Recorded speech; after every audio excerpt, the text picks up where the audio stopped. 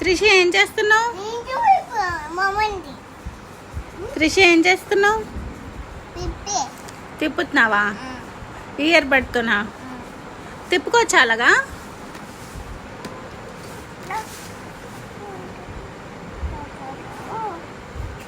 తిప్పుకోవచ్చు అలాగా? ఆనా తప్పు కదా? గుచ్చుకుంటుందా? గుచ్చుకుంటుందా?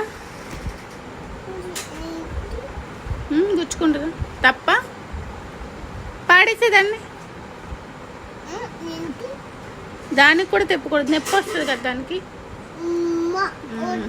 వద్దు.